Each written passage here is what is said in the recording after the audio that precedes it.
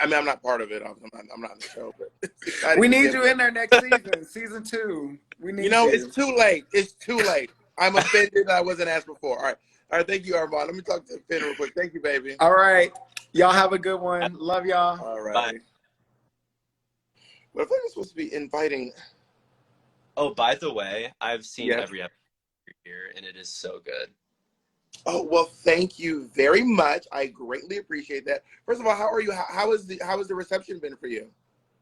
It's been good. Yeah, the past few weeks have been a bit of a whirlwind, but it's been really nice to kind of let go of something that, you know, me and the rest of the team on Queer as Folk, we spent so long working on, and now we got to let go of our little baby, and everyone's making their own relationships to it, and it's exciting, you know. It's How long exciting did it take to film?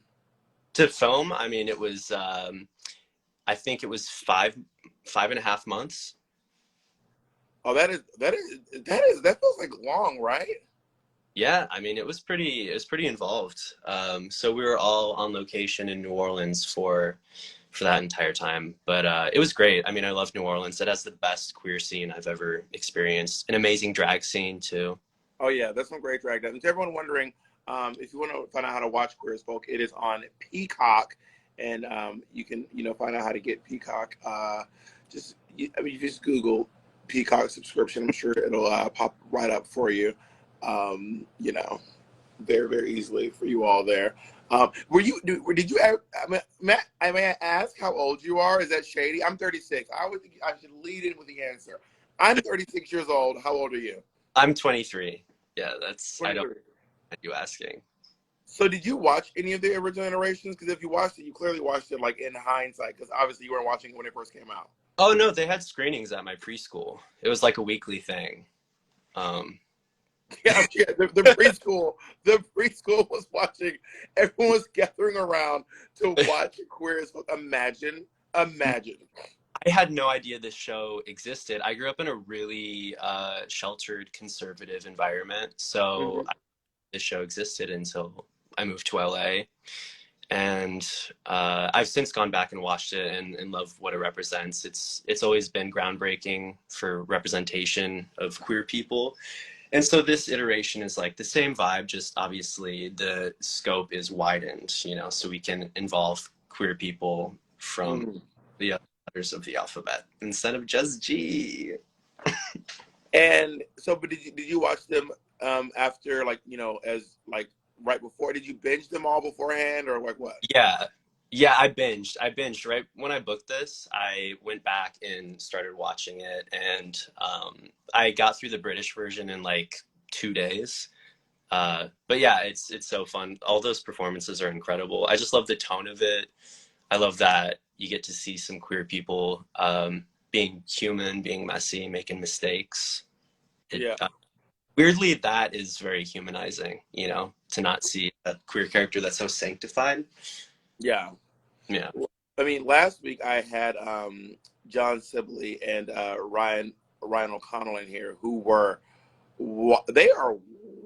I know John Sibley for a couple of years actually, on the New York City scene, and Ryan O'Connell is a nut job, honey. She is wild. I was like, there were shots fired at what's the new Sex and the City reboot, and just like that, he was going wild. I was like, ciao. Ryan does not pull any punches, and I love her for that. Yeah, I was like, Miss Thing is acting up. Yeah, we were paired with our press junket, and you know, fire and water, baby. Did you base your character on anyone, like based on anyone from your real life, like famous or someone that you know? I mean, it was kind of just based on the teenage version of myself. You know, I was a punk bitch. I was very bratty. Not to say that I'm not anymore, but I'd like to think I'm a little less bratty. But yeah, it's definitely just like a version of my teenage self that was a lot more self-actualized and comfortable with their queerness. And I just got to kind of amp that up. I think the level of explicit queerness I'm at in my own personal life now, I merged with my teen angst of like when I was in high school, and that's how it emerged. What did you say you grew up again? I grew up in the northwest suburbs of Chicago. Oh, Where are you what from? it do? I'm from Atlanta. Well, I'm from the South. The short answer is I'm from the South, but the suburbs of Atlanta, and Alabama and Mississippi. So I'm a real Southerner, a Yeah. real true Southerners. You know what I mean? Also, I love that people are calling us Wendy Williams and Shawn Mendes. I really am obsessed with. Shawn Mendes? I mean, sure. How do you know you're not Wendy Williams? How do you know I'm not Shawn Mendes? Yeah, actually, that's a good point. People do say that my personality reminds them of Wendy Williams all the time. So, It's giving how you doing. So what was like building this incredible like mother-child relationship with Juliette Lewis? Can you tell us more about what it was like working with Juliette? oh my God, Juliette is so cool. I mean, y'all probably know this already, but she is a legend, a rock star, and also just so nice. It was really to film those scenes with her because no, you know, a lot of times you have the time to like build chemistry and like hang out with an actor prior, but you know, she stays busy. So she would fly in to film her scenes and we'd go boom, boom, boom, boom, boom. And then she'd go do her own thing, film a different show, film a different movie. You know, she's always working, which is inspiring to say the least. But it was always really easy to drop in with her. You know, she's just such a natural and she inspired me to make bolder choices with my acting. And I feel like I found that mother-daughter dynamic kind of automatically. So those That's are, amazing. yeah, those are probably my favorite scenes, especially in, I don't want to spoil anything for anyone, but there's a scene in the last episode where we have this really tender moment together. And it's probably one of my favorite scenes I've ever filmed, period. No spoilers, but there are aliens in episode 4. They really take a sharp Aw, turn. I'm supposed to say that. Imagine, imagine. I mean, there is obviously a very big shock in. By the way, anyone just joining, my name is Bob. My pronouns are he and she. You want to introduce yourself, Ben? Hi, and my pronouns are they, them. And we are discussing the Queer as Folk, which is available on Peacock right now. You can go check it out on Peacock. And we're talking about Finn's journey and how they built up their characters and their relationship with other actors that are on this show as well. So thank you all for joining us. And last week we had Johnny Sibley and Ryan O'Connell.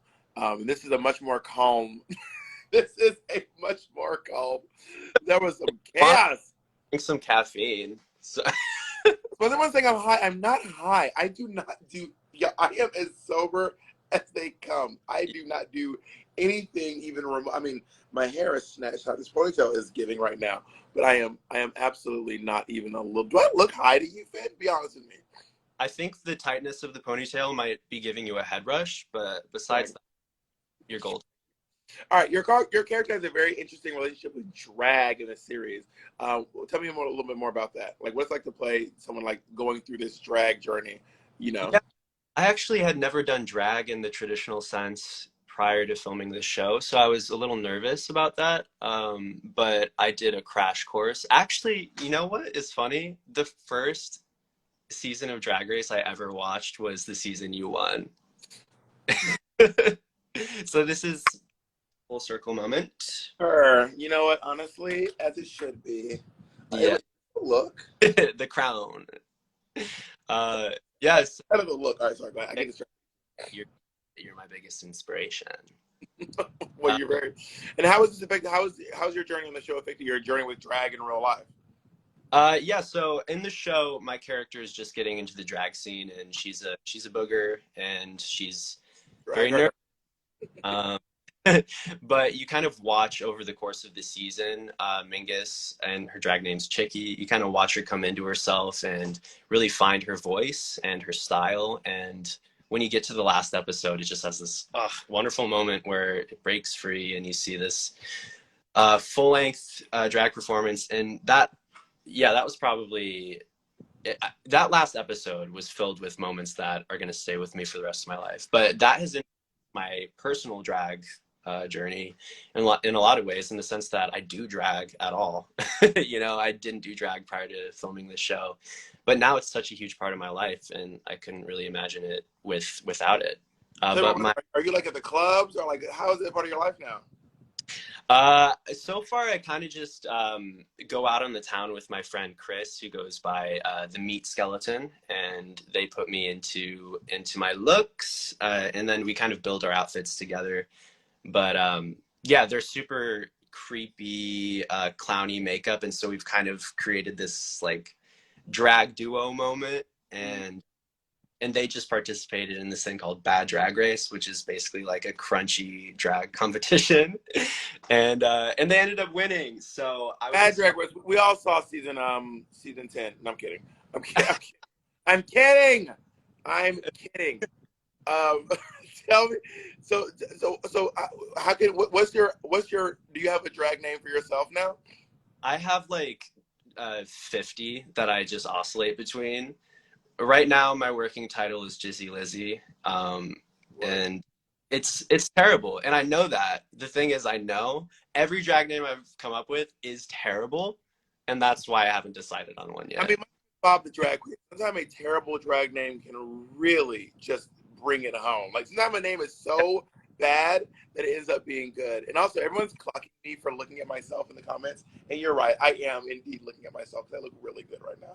You look incredible, so I don't blame you. I can't stop looking at you.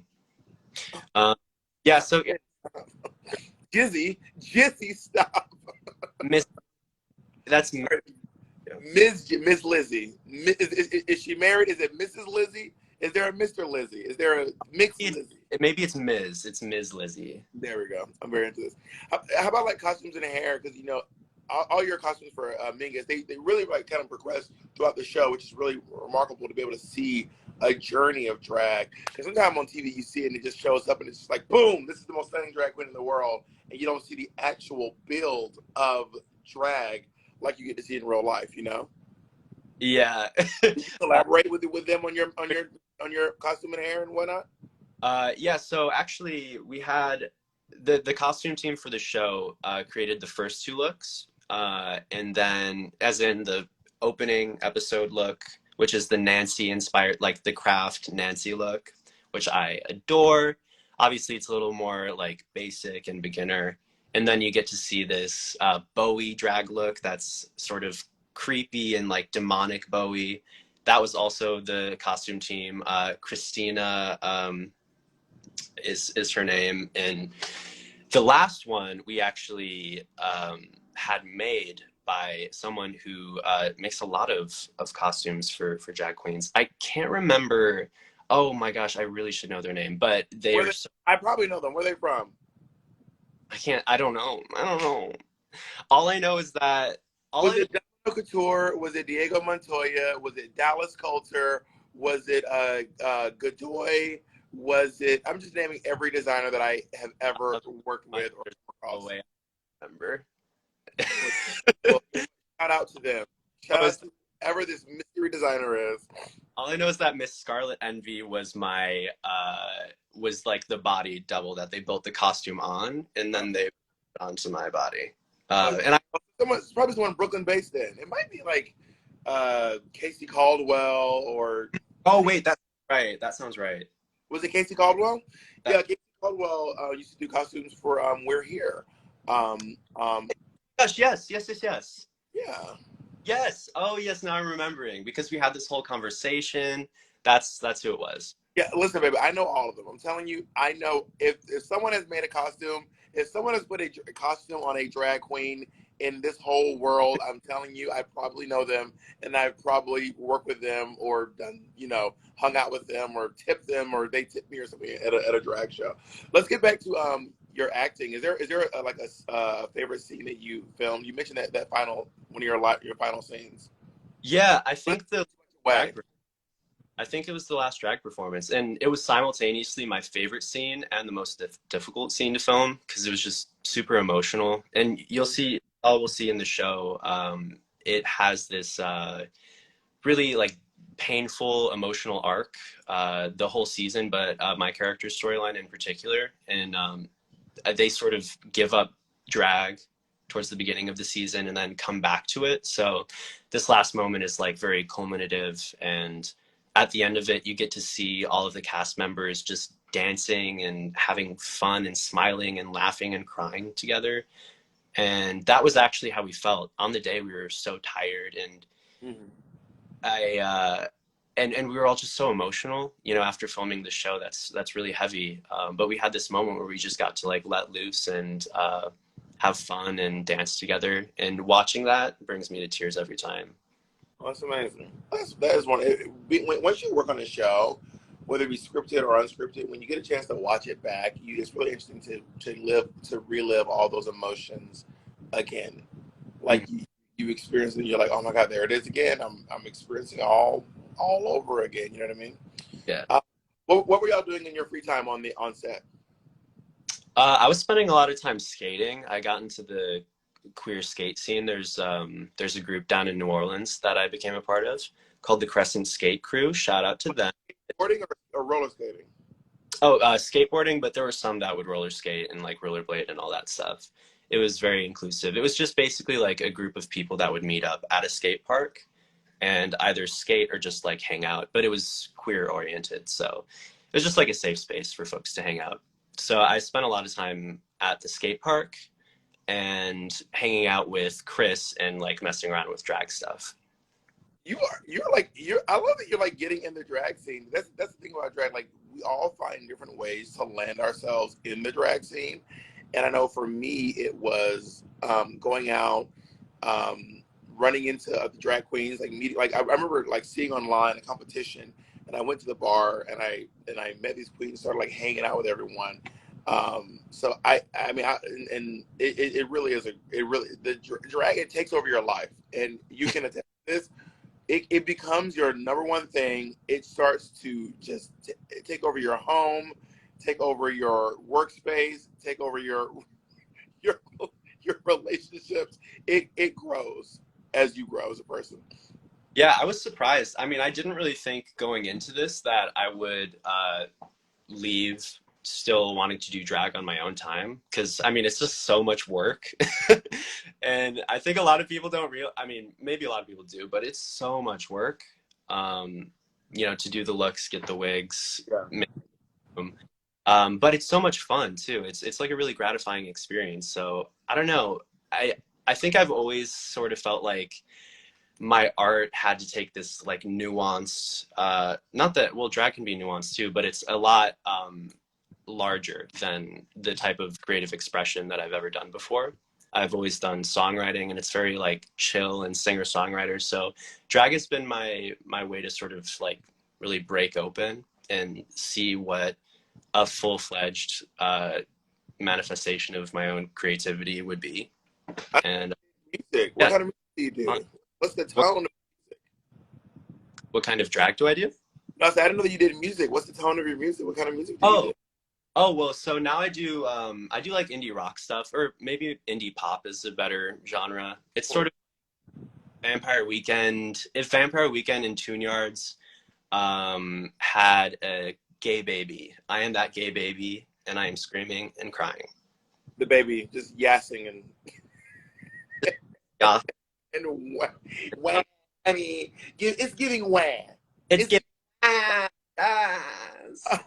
do you have any interesting memories from people when you first met them that stick out to you from your cast members? Oh, Johnny Sibley, hello. I see you just joined. You ain't sneaking in here, Johnny Sibley. John. Well, let's see. When did I meet Johnny? I can't Yeah, even remember. Johnny, read Johnny right now. Drag Johnny Sibley. One of the first times I ever hung out with Johnny was at his birthday party, and it was so fun because I don't even know if it was like a Clueless theme or something, but everyone was wearing these plaid mini skirts, which was funny because I was literally already wearing one that day, and then I got invited. And I'm like, oh, work. So I hopped on straight over, but that was so much fun. There was like a twerking contest, and Johnny turned it out. Very impressive, everyone. So flying colors. Johnny is a great first impression. Here, I feel like we should all share Johnny stories. My first time meeting Johnny Sibley was at a crack house. No, I'm kidding. We were both down Well, bad. part of the story, Bob. We were both down bad, and it's very much giving the storyline. I was the inspiration for Johnny's storyline. No, I met on set for like a YouTube series that we were doing back in the day, which was actually really fun. It was on, I think, Max Emerson's Oh my Emerson's. God, I know Max. Yeah, Max it was called Drag Babies. Max is in my music video that I'm about to put out in like a few weeks. Oh, well, congratulations! Do you have a date? Do you have a date you're dropping it? I haven't announced it yet, but I can say that it's very, very soon. It's within the month, so woohoo! And Queer as Folk is really not afraid to have some intimate moments that get wild. Do you have any? Tell me, have you got any calls from people in your family being like, Finn, what was this? Because you have an interesting scene in the bathroom right when you show up at the club within minutes of up. So for those of you who aren't sold yet on watching Queer as Folk, if this helps, I do have an ass-eating scene within the first 30 minutes. So there you go. True story.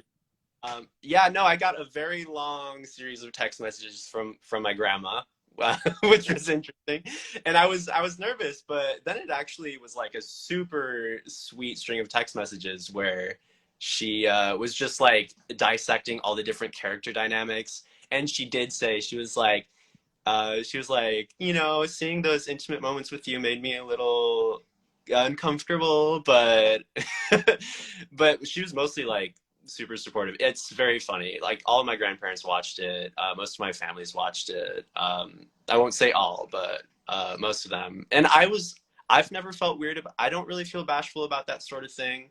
But yeah, there have been some family members who are like, it's a little weird seeing you get your ass ate in the bathroom stall. Your grandma who texts you, what's her name? Grandma Rose. Grandma Rose. Shout Grandma out to Grandma Rose. Rose.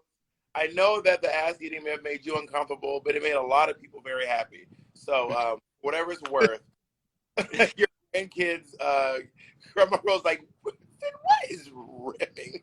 What is a rim job? It's like I will not be answering the question for my Grandma Rose, unfortunately. She'll just have to watch Queer as Folk. If you don't subscribe to Peacock watch, find out the answer to that question. And also, luckily, the show premiered during Pride. That's really exciting. Did you do anything else fun to celebrate your Pride? I honestly did not do anything Pride related. But besides, although I mean, I did, and this isn't by choice. Well, I mean, I went out with my queer friends. It was basically every Pride event that was going on. Like when LA Pride happened, I was in New York. When New York Pride happened, I was in LA. When SF, like I just was never in town for a Pride event. But I mean, Pride to me, what does Pride mean to me? I don't know. Anal? Well, to be fair, I didn't say what does Pride mean to you. I just wonder what you did anything. Because I always hate I'm just Pride. I hate that question. Every Pride, if you are a queer person of note, if you do an interview, someone's going to ask you, what does Pride mean to you? And I'm like, I don't fucking know, girl. It changes. Every day, every year it changes. You know, last year it meant something different than it does this year. Sometimes it means protest. Sometimes it means party. Sometimes it means drink. Sometimes it means fun. It all means different stuff all the time. Pride means something different to everyone, which is what makes it exciting, you know? Purr. All right, I have one more question for you. How does it feel? What does it feel like for you to be part of the show? You're a very young person, and you're part of something that's probably already going to be part of a big, iconic legacy. What does that mean for you? And what do you want? What do you want the fans to take away from it? I'll start there with what I want people to take away from it. The thing is, I have, and I feel like a lot of queer people can relate to this. There have been very few times where I've actually saw myself or like versions of my queerness reflected on screen, and to be a part of a show that is centering trans and non-binary stories, and also a queer scene that isn't whitewashed. Yeah. It's exciting, you know, because that is queerness. And while the original show was groundbreaking for what it was, I think queerness has evolved, and this show is an accurate reflection of where we're at in 2022 in terms of queerness. So I love the fact that queer people are playing queer characters as well. That was a huge draw for me, you know. Um, and I've never worked, I've been acting since I was 12. I've been acting since I was 12, and I've never worked on a set where I really felt like my queerness was not only accepted, but encouraged and Yeah. seen as an asset to my performance, which I know it always is. But so what I hope people can take away from this is seeing maybe a closer reflection of who they are on screen. You know, I think this will be a big moment. If I saw a character like Mingus on screen when I was a kid, that would have saved me so much pain and struggle, just to know that there was someone else out there that was like me. Mm-hmm. I hope it has that effect for some people. I hope they feel a little less alone. I hope they know that there's a community out there. And that's what this show is about. You know, it's about community building, and it's about queer folks coming together and supporting one another. And that's what's saved my life. So I don't know. I hope that it has that effect for other people too. That's amazing. Well, I mean, congratulations on a really successful run of the show, and I love that it's being well received by so many people. If you all want to see Queer as Folk, it is available on Peacock. Maybe you can go check out Finn. They are playing Mingus on Queer as Folk right now, and also you can maybe you'll see Jizzy Lizzy bopping around in a nightclub near you. Where are you still in Chicago? Or are you in LA now? I live in LA. Yeah, I've lived here for 9 years. So if you're in LA, you want to see Jizzy do her At date. Mickey's? Where you at? You at Mickey's? Where does Jizzy Lizzy pop up at? We'll see. We'll see. But follow me No, on. we want to know where. We want to know where. We want to know when. We Okay, want to come give her $1. corner of Santa Monica and La Cienega. Like, what do you want me to say? That work. We'll see you at Sherry and Vine. All right. Well, thank you for joining. You're absolutely lovely, and I hope you have a really wonderful day. Thank you so much for having me. I appreciate you taking the time. Of course. All right. Be safe. All right, toodles, folks. Have a good day. Bye. That was very fun for me, and thank you all for commenting on how gorgeous and Stengelina I look. Can I tell you that I was rushing to do my makeup today? And I don't know why. I just kind of like waited around for like, wasn't rushing, but I usually like to luxuriate, and I was not luxuriating at all today. I was like banging out the maquillage so that your girl could look. Why do you guys think I'm not high? But I am stunning. So you are right about one thing. All right, let me get a good look at myself. Thank you all for joining me for this wonderful conversation. And of course, you all can catch me all the time. Me and Monet do 2 videos